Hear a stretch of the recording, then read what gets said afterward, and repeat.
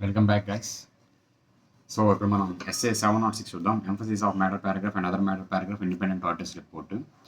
So already రిపీటర్స్కి అయితే ఇది మామూలుగా తెలిసి ఉంటుంది. Emphasis of matter paragraph other matter paragraph అనేది దేనికని చెప్పి.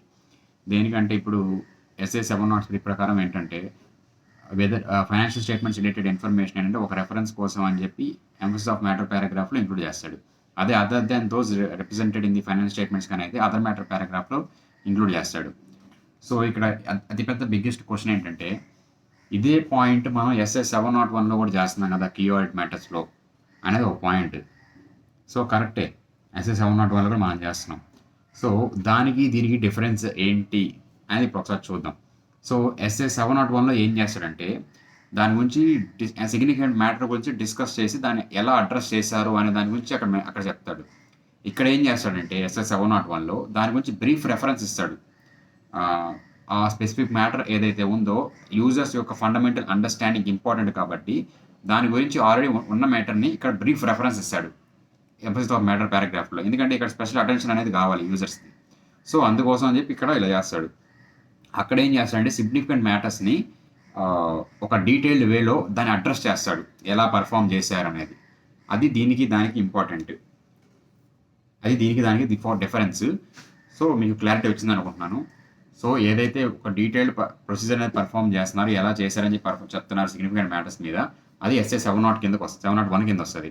అదే ఆల్రెడీ రిప్రజెంట్ చేసిన ఫైనాన్షియల్ స్టేట్మెంట్స్ ఒక మ్యాటర్ని దాని గురించి ఒక బ్రీఫ్ రెఫరెన్స్ అనేది కానీ ఇస్తే because of to understand to the users in a fundamental way, అది ఎస్ఏ 706 కింద వస్తుంది. ఇది డిఫరెన్స్. సో ఈ డిఫరెన్స్ కానీ అర్థమైతే ఈ టాపిక్ అనేది సింపుల్గా అయిపోతుంది. సో ఫర్దర్ ప్రొసీడ్ అవుదాం.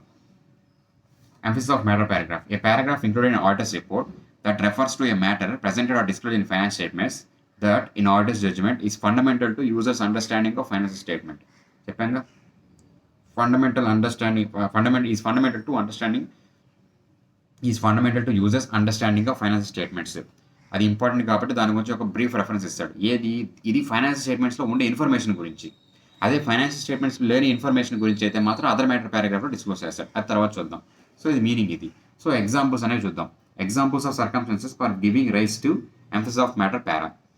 సర్కమ్స్టాన్సెస్ వేర్ స్పెసిఫిక్ రిక్వైర్మెంట్, ఇక్కడ స్పెసిఫిక్ రిక్వైర్మెంట్ అనేది ఇంపార్టెంట్.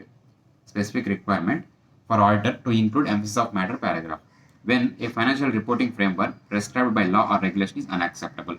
ఈ ఎఫ్ఆర్ఎఫ్ అనేది అంటే ఫైనాన్షియల్ రిపోర్టింగ్ ఫ్రేమ్వర్క్ అనేది ప్యూర్లీ అన్యాక్సెప్టబుల్. అంటే ఇన్సూరెన్స్ కంపెనీ వాడాల్సింది బ్యాంకింగ్ వాడుతున్నాడు, ఇలా డిఫరెంట్ ఫ్రేమ్వర్క్స్ అనేవి వాడుతున్నారు. That is unacceptable. ఆ పాయింట్ గురించి అక్కడ డిస్క్లోజ్ చేయాలి. Next, to alert that users of financial statements are prepared as per special purpose framework. ఇది SA 800 series related.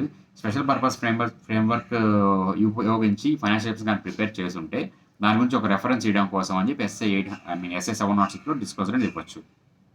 Next, when facts become known to the auditor after date of auditor's report and auditor provides a new or amended audit report.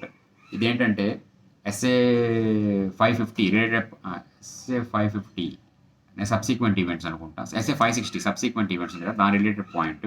ఇదేంటంటే auditor report already ఇచ్చేసాడు, but కొన్ని matters ఏవైతే ఉన్నాయో అవి subsequently auditor report ఇచ్చేసిన తర్వాత arise అయ్యాయి.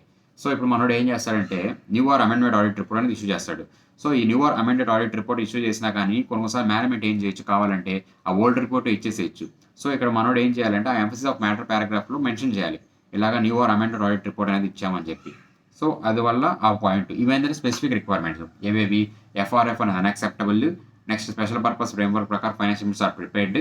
దాని తర్వాత వచ్చి facts became known to the auditor after the issue of audit report and a new or amended audit report issued. That is subsequents అని గుర్తుపెట్టుకుంటే ఆ 3 పాయింట్స్ అని అన్నమాట. నెక్స్ట్, generally circumstances where auditor may consider it necessary to include emphasis of matter paragraph. ఇది generally అనమాట. ఏంటంటే uncertainty relating to future outcome of litigation or regulatory action. So litigation related చెప్పాగా ఇంత కంటిన్యూ లైబిలిటీ గురించి మాట్లాడుకున్నాక అలాంటి పాయింట్ ఏంటంటే దాని గురించి అన్సర్టెనిటీ గురించి కావాలంటే డిస్క్లోజ్ చేయొచ్చు, అక్కడ రెఫరెన్స్ ఇవ్వచ్చు, ఇలాగా లైబిలిటీ అనేది ఉంది అని చెప్పి. Significant subsequent events that అక్కర్ between the date of financial statements and audit report India's 10 ప్రకారం అడ్జస్టింగ్ నాన్ అడ్జస్టింగ్ ఈవెంట్స్ అని ఉంటాయి కదా, దాని గురించి సిగ్నిఫికెంట్ సబ్సిక్వెంట్ ఈవెంట్స్ ఉన్నప్పుడు ఏంటంటే మనం డిస్క్లోజర్ అనేది ఇవ్వాలి కదా. సో దాని గురించి పాయింట్ కావాలంటే ఎంఫసిస్ ఆఫ్ మ్యాటర్ పారాగ్రాఫ్లో ఇవ్వచ్చు. Major catastrophe that has affects significantly the entity's financial position. So fire accident జరిగింది, దాని గురించి అనమాట. మనోడు అక్కడ డిస్క్లోజర్ అనేది ఇవ్వచ్చు. సో ఇక్కడ మీరు ఏం గుర్తుపెట్టుకోవచ్చు అంటే ఇండేస్ 37, ఇండేస్ 10, అందులో 2 పాయింట్స్ అలా అవి గుర్తుపెట్టుకుంటే మీకు ఏంటంటే ఇవి ప్రొవిజన్స్ అనేవి ఈజీ గుర్తుండడానికి ఛాన్స్ ఉంటుంది. లిటిగేషన్ అనేది ఏంటంటే కంటింజెంట్ లైబిలిటీ అని అనుకుంటే ఇండేస్ 37 కింద. అలాగే significant subsequent events and major catastrophe రెండు రిలేటెడ్ వచ్చి subsequent adjusting non adjusting events related కాబట్టి ఇండేస్ 10 కనుక గుర్తుపెట్టుకుంటే మనకి ఈజీగా నెసరీ పాయింట్స్ ఏంటి అంటే జనరల్ పాయింట్స్ ఏంటంటే మనకి ఈజీగా అర్థమైపోతుంది. అది నెక్స్ట్ కండిషన్. ఇది ఎంఫసిస్ ఆఫ్ మ్యాటర్ చేసినప్పుడు 2 కండిషన్స్ ఉన్నాయి, ఏంటో చూద్దాం. Auditor shall include emphasis of matter paragraph in auditor's report provided auditor is not required to modify opinion as per SA 705 as a result of matter. ఇది మనం ఇందాక కూడా discuss చేస్తాం SA 705లో. ఏంటి, ఇన్ కేసు ఒక మ్యాటర్ వల్ల ఏదైతే మన ఒపీనియన్ అది మారుతుందో, క్వాలిఫైడ్ ఒపీనియన్గా or adverse opinion or disclaimer of ఒపీనియన్గా, అది డిస్క్లైమర్ వస్తే అసలు మామూలుగా SA 701 అనేది రాదనుకోండి, ఇది కూడా రాకపోవచ్చు. అడ్వైస్ ఆర్ క్వాలిఫైడ్ ఏదైతే ఉందో అదే మ్యాటర్ని మనం తీసుకెళ్ళి ఎంఫసిస్ మ్యాటర్ పారాగ్రాఫ్లో డిస్క్లోజ్ చేయకూడదు. ఏ మ్యాటర్ అయితే ఏ మ్యాటర్ వల్ల అయితే మనకి ఒపీనియన్ మాడిఫై అవుతుందో అదే మ్యాటర్ తీసుకెళ్ళి ఎంఫసిస్ ఆఫ్ మ్యాటర్ పారాగ్రాఫ్లో డిస్క్లోజ్ చేయకూడదు. ఇదే పాయింట్ మనం SA 701లో కూడా చూసాం. Next point, matter has not been determined to be a keyword matter. So already అక్కడ కీవర్డ్ మ్యాటర్గా ఉంది, అదే మ్యాటర్ తీసుకొచ్చి ఇక్కడ మనం ఎంఫసిస్ ఆఫ్ మ్యాటర్ పారాగ్రాఫ్లో రికార్డ్ చేయకూడదు. రెండు డిఫరెంట్గా ఉంటాయి, అది పాయింట్. సో ఇది emphasis of matter paragraph. Next other matter paragraph చూద్దాం. A paragraph included in audit report that refer to matters other than those presented or disclosed in finance statements that in the auditor's judgment is relevant to users' understanding of audit or auditor's report. So ఇక్కడ ఏంటంటే other than those matters which are presented or disclosed in financial statements. ఈ అంటే financial స్టేట్మెంట్స్లో ఏవైతే matters లేవో దాన్ని disclose చేయాలనుకున్నప్పుడు, దాని గురించి రెఫరెన్స్ చేయాలనుకున్నప్పుడు మనం అదర్ మ్యాటర్ పారాగ్రాఫ్ అనేది యూజ్ చేస్తాం. ఇక్కడ ఏంటంటే మామూలుగా మనకు పైన ఏం చెప్పాడు, it is not as judgement, it is fundamental to the users understanding of financial statements అన్నాడు. ఇక్కడ ఫండమెంటల్ ఏం కాదు, it is necessary to understand the audit report, auditors report, audit report అర్థం చేసిన కోసం చెప్పాడు. సో ఇక్కడ మేజర్ డిఫరెన్స్ అది గమనించాలి. Other than those which are presented or disclose in financial statements అదొకటి, it is necessary to understand the audit or auditor's report, అది ఇక్కడ పాయింట్. అక్కడ ఏంటంటే ఫైనాన్షియల్ స్టేట్మెంట్స్. Next examples.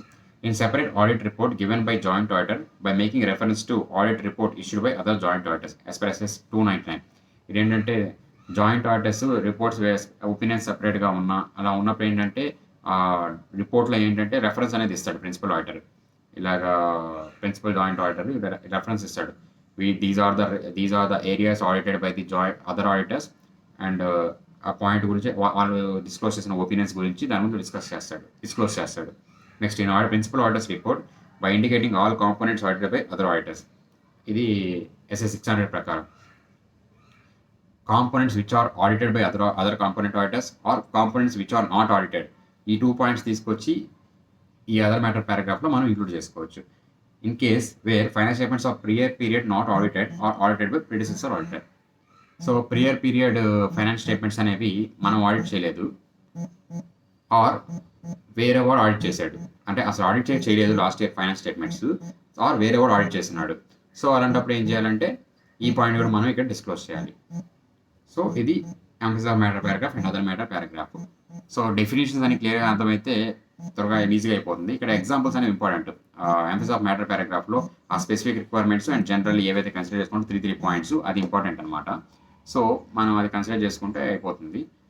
మెయిన్గా మనం గుర్తుపెట్టుకోవాల్సిందంటే 701కి 706కి డిఫరెన్స్ ఏంటని మనకి క్లియర్గా అర్థం అవ్వాలి. అప్పుడే మనకి ఈ స్టాండర్డ్ అనేది క్లియర్గా మనం డిఫరెన్షియేట్ చేయగలం. సో ఓకే, ఇంతటితో SA 706 అయిపోయింది. వీలైతే మ్యాక్సిమం 710 అండ్ 720 కూడా ఈరోజు క్లోజ్ చేస్తాను, లేదా రేపు చేస్తాను. ఇంతటితో 700 సిరీస్ 600 సిరీస్ అనేది మొత్తం కంప్లీట్ అయిపోయినట్టే. Okay guys.